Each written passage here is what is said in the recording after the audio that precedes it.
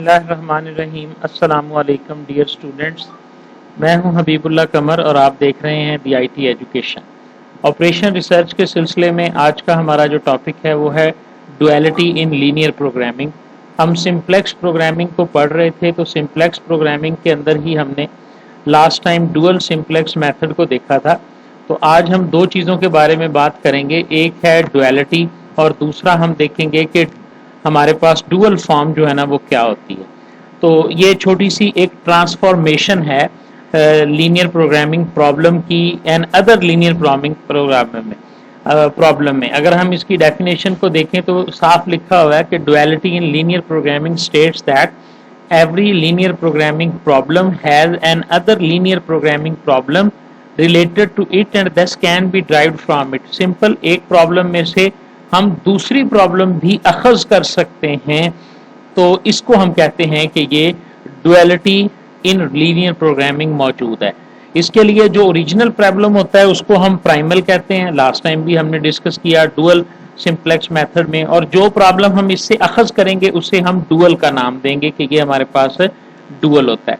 तो dual problem में transform करने के लिए, उसको बनाने के लिए सबसे पहले तो हमारे पास जो इक्वेशन है उसका स्टैंडर्ड फॉर्म में होना जो है वो जरूरी है। अब स्टैंडर्ड फॉर्म से क्या मुराद है, यहाँ पे स्टैंडर्ड फॉर्म से मुराद हमारे पास यही है कि आपने इस बात को इंश्योर करना है कि जो मिनिमाइजेशन वाला प्रॉब्लम है उसमें ग्रेटर देन इक्वल का सिंबल लगा हुआ है, और जो मैक्सिमाइजेशन वाला प्रॉब्लम है उसमें लेस देन इक्वल की सारे कॉन्स्ट्रेंट्स हैं।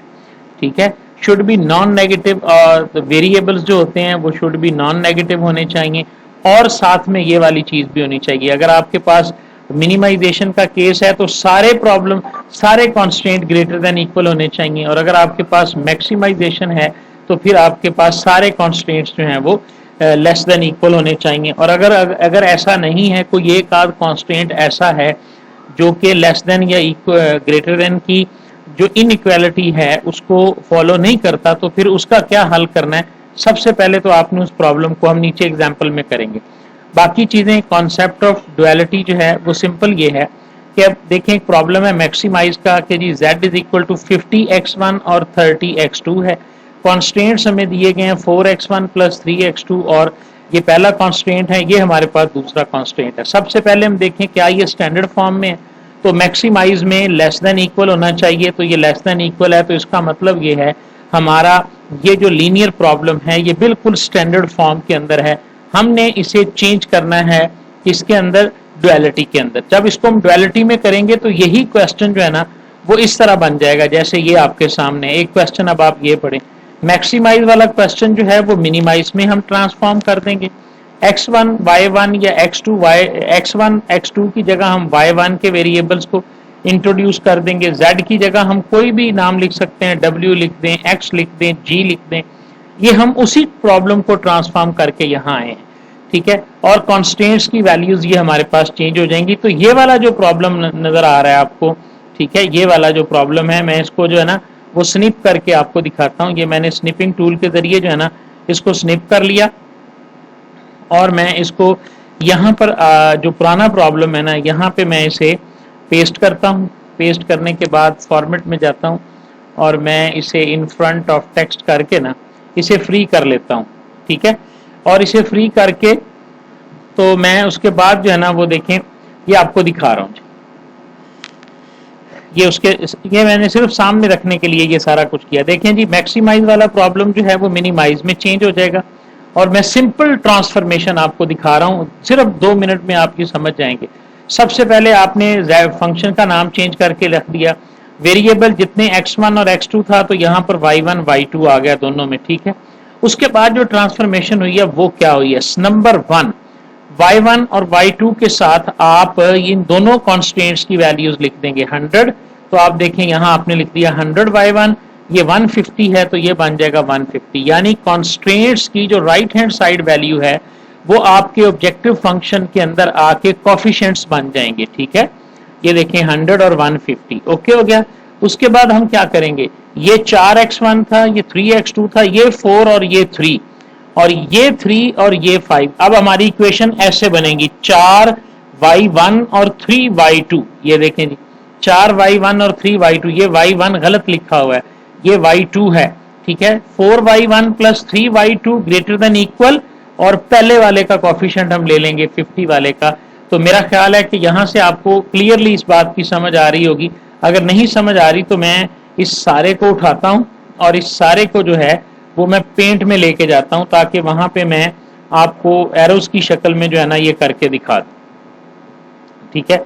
वहां पे हमारे पास चूंकि पेंसिल टूल है यहाँ पे, ये देखें जी, इसको थोड़ा सा बड़ा कर लेते हैं तो गौर से देखिएगा पहली ट्रांसफॉर्मेशन हमारे पास क्या हुई है, ठीक है। जो पहली ट्रांसफॉर्मेशन हुई है वो तो ये हुई है कि इस z का नाम हमने जो है ना वो कोई और रख दिया। उसके बाद इसको उठाया और x1 और y1 की जगह हमने y1 और y2 लिख दिया, ठीक है। उसके बाद हमने क्या किया कि ये जो कोफिशिएंट्स हैं इनको बना दिया यहाँ पे, ये 100 यहाँ पे चला जाएगा और ये 150 यहाँ पे चला जाएगा। तो हमारे पास जो इक्वेशन बनेगी कि g इज इक्वल टू, इसकी जगह हम लिखेंगे मिनिमाइज और लिखेंगे some variable g is equal to 100y1 plus 150y2। इस तरह ये आपकी जो है ना ये ऑब्जेक्टिव फंक्शन बन गया।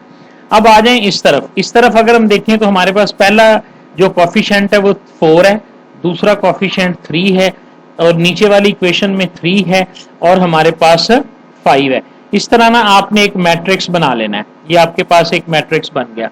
अब यहां पर बनाने के लिए हमने क्या करना है, हम पहले तो जारी बात है हमारे पास y1 और y2 आएगा, ठीक है ना, वेरिएबल्स हमारे चेंज हो गए। अच्छा, अब y1 के साथ आप ये जो रो है ना, इस रो को कॉलम, ये जो रो है अब इस तरह आपने इसको उठा लेना है। ये 4 यहाँ पे आपके पास 4 आ जाएगा और ये वाला पहला कॉलम 3 जो है ये प्लस आपके पास 3y2 आ जाएगा। और अब ये था लेस देन इक्वल, और दूसरी चेंज जो आएगी वो ये आएगी कि ये ग्रेटर देन इक्वल बन जाएगा। तो इसकी राइट हैंड साइड कहाँ से आएगी, आपके ऑब्जेक्टिव फंक्शन का जो कोफिशिएंट है ये इसकी राइट हैंड साइड पे आएगा और ये बन जाएगा 50, ठीक है जी। तो देख लें जी, ये आपका कोफिशिएंट जो है वो यहाँ आ गया, ये वाला जो 4 था ये आपका यहाँ आया और ये वाला जो 3 है दूसरी इक्वेशन का वो आपका यहाँ आया। दूसरी इक्वेशन में जाएं तो ये वाला 3 जो है वो यहाँ आएगा और ये वाला 5 जो है वो आपका यहाँ आएगा और इस तरह ये आपकी फॉर्मेशन जो है ये कंप्लीट हो जाएगी, ठीक है जी। अगर आपको समझ नहीं आई तो आप इसको रिपीट करके देख लेंगे तो ये सीक्वेंस जो है ये आपकी समझ में आ जाएगा। ये पहली एग्जांपल जो है ये हमारे पास सॉल्व हो गई। तो इस तरह हमने इस प्रॉब्लम को, अब आप इसको सॉल्व कर लें या ऊपर वाले को सॉल्व कर लें, ये डुअलिटी प्रॉब्लम्स कहलाते हैं। इसका आंसर और आएगा और दूसरे का आंसर हमारे पास जो है वो और आएगा। प्राइमल और ओरिजिनल लीनियर प्रोग्रामिंग जो है ये मैक्सिमाइजेशन टाइप की होती है, तो उसको हम मिनिमाइजेशन टाइप में चेंज कर देते हैं जी, ठीक है। बाकी ये सारा कुछ वही लिखा हुआ है, मैंने ये नोट्स की सूरत में यहाँ पे इसलिए प्रोवाइड किया है कि हो सकता है मैं आपका टेस्ट ले लूँ, लेकिन ये वही स्टेप्स हैं कि less than equal greater than equal में बन जाएगा, ठीक है। अच्छा, इसी तरह इसका जो जनरल रूल है ना वो ये है, देख लें जी, कि आपके पास हर equation z is equal to constant x1 constant x2 और इसी तरह होती है। उसके बाद a11 a12 ये आप कॉलम समझें, जो आपके पास मैट्रिक्स नहीं होते, पहले वेरिएबल को हमने a11 a12 और इसी तरह फिर a21 a22 और a23 इसी तरह am1, ये जनरल फॉर्म में लिखा हुआ है। जब आप इसको ट्रांसफॉर्म करेंगे less than equal to b1 less than equal to b2 less than equal to bm, इस फॉर्मूले को अगर आप समझ लें, डायरेक्ट समझ लें, ये एक जनरल फॉर्म के अंदर लिखा हुआ है। तो देखो क्या हुआ, इस z की जगह हम w लिख देंगे। उसके बाद हम क्या करेंगे, b1 y1 यानी पहली इक्वेशन का b जो राइट हैंड साइड है प्लस वेरिएबल y1, फिर दूसरी इक्वेशन का राइट हैंड साइड, फिर y2 और इसी तरह तीसरी, जितनी आपकी इक्वेशंस होंगी उतने y1 y2 y3 वेरिएबल्स जो है ना वो यहाँ पे इंट्रोड्यूस हो जाएंगे। उसके बाद बारी आ जाएगी आपकी इक्वेशंस की। तो अब आप देखें ये a11 है, ये a12 है, ये a1n है। हम इसको इस तरह से रीड करेंगे, जैसे ये 1 2 3 है, हम इस तरह रीड करेंगे इसे कॉलम वाइज, जैसे आप ट्रांसपोज लिया करते थे। तो हम पहला वेरिएबल a11 ले लेंगे, उसके बाद a21 ले लेंगे, ये देखें a11 के साथ y1, फिर a21 के साथ y1 और ये लेस देन वाला सिंबल जो है वो ग्रेटर देन में चेंज हो जाएगा।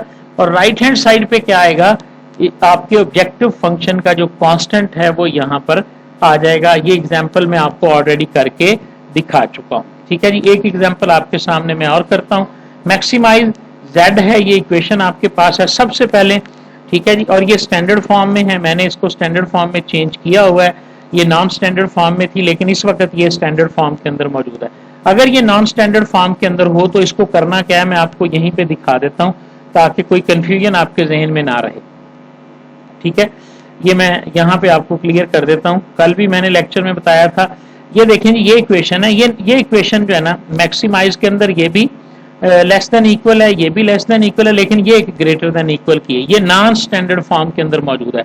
हम इस एक इक्वेशन को लेस देन इक्वल में करने के लिए सारी इक्वेशन को माइनस से मल्टीप्लाई कर देंगे, तो आप देखें क्या बन गया, ये minus X B minus X C minus X D, और ये सिंबल लेस देन इक्वल में चेंज हो जाएगा और -4 में ये चेंज हो जाएगा। अब ये इक्वेशन जो है ये आपके पास स्टैंडर्ड इक्वेशन बन चुकी है। मैंने यहीं से उठाया है जो आज का लेक्चर है उसके अंदर लगाने के लिए। ठीक है, ये आपके पास एक स्टैंडर्ड इक्वेशन है। अब इसमें से हमने बनाना है जो इसको डुअलिटी में चेंज करना है।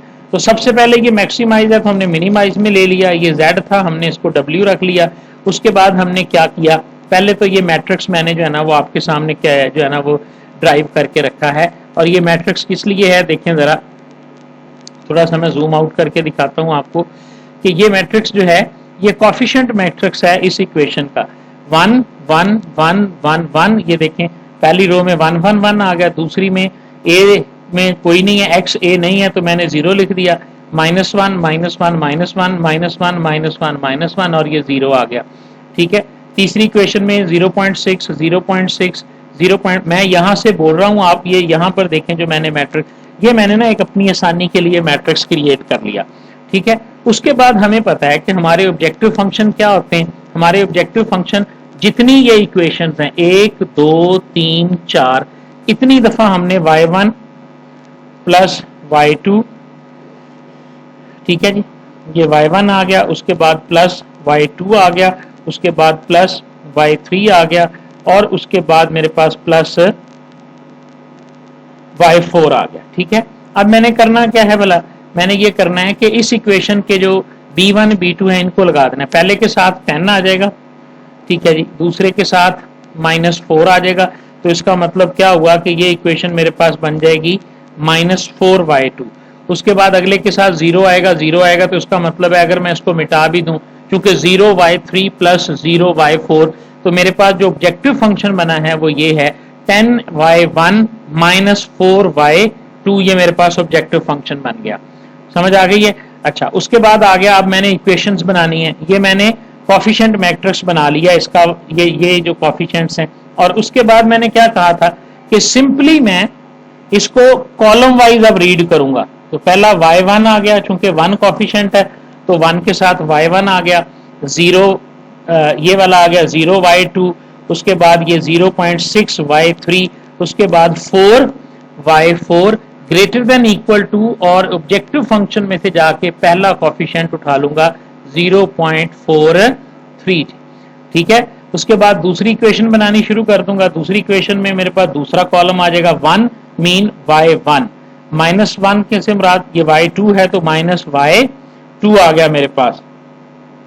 तीसरी इक्वेशन में 0.6 है तो इसका मतलब है 0.6 प्लस के साथ आएगा, क्योंकि 0.6 प्लस का है, 0.6 प्लस 3। उसके बाद मेरे पास क्या है जी, 10 है तो लिखा जाएगा, जो हमारे पास 10 है 0.53, ये y2 जो है ये यहाँ पे आ जाएगा, y3 जो है वो यहाँ पे आ जाएगा, और उसके बाद ये प्लस डाल के तो 10y4 यहाँ पे आ जाएगा, ग्रेटर देन इक्वल टू, और दूसरा कोफिशिएंट देखें कि इसके अंदर कौन सा है, 0.027, तो ये हमारे पास आ जाएगा 0.027। इस तरह ये सारी इक्वेशंस जो हैं ये आपकी बन जाएंगी, और जो फाइनल शक्ल इसकी बनेगी वो मैं आपको इस डॉक्यूमेंट में दिखाता हूँ। ये आपके पास इसकी फाइनल शक्ल बनेगी जी कि 0.043 0.027, ये फाइनल शक्ल जो है ये आपके पास बननी चाहिए। मैं ये वाली डॉक्यूमेंट भी आपके साथ शेयर कर दूंगा और ये वाली डॉक्यूमेंट भी आपके साथ शेयर कर दूंगा जी। उम्मीद है कि आपको डुअलिटी के प्रॉब्लम की अब जो है ना वो समझ आ गई होगी। एक दो असाइनमेंट्स भी आपको दूंगा कि आप इसको मुकम्मल कर सकें अच्छे तरीके के साथ। ठीक है जी, थैंक यू वेरी मच।